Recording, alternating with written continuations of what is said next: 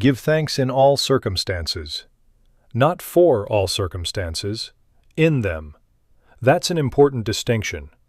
Paul is not asking you to be grateful that your life is hard. He is not asking you to smile through pain that is real and valid. He is asking you to find something, anything, to anchor to in the middle of difficulty. Something true, something good, even if it's small. Because gratitude is not a feeling, it is a discipline. And like all disciplines, it is hardest to practice exactly when you need it most. There is a neurological reality to what Paul is describing here.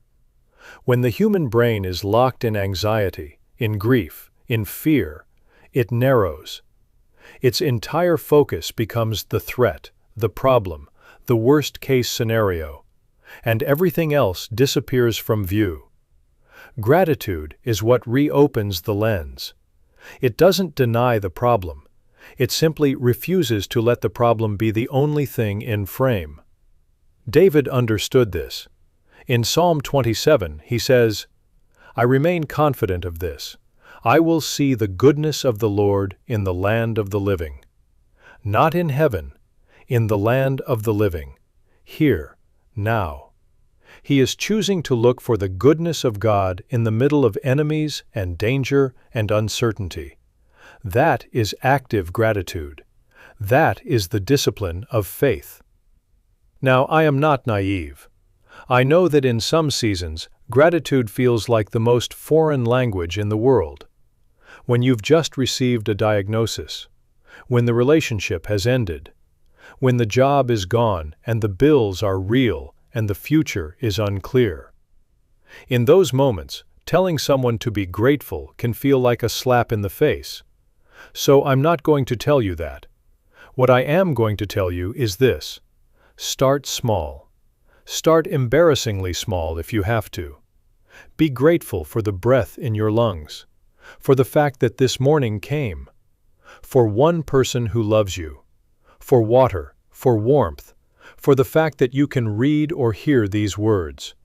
Start there, because something happens when you name even one good thing in the middle of hard things. The narrative shifts, just slightly. The grip of despair loosens, just a little. And that little space is exactly enough for hope to move in. There is also something profoundly countercultural about a grateful person. In a world that is addicted to outrage, to complaint, to the constant performance of how hard everything is, a person who genuinely gives thanks stands out. They become a signpost, a reminder that there is another way to live.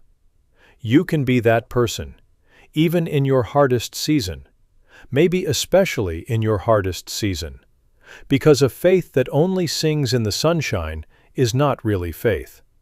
The testimony that moves people, the one that changes rooms and shifts atmospheres, is the testimony of someone who gave thanks when they had every reason not to.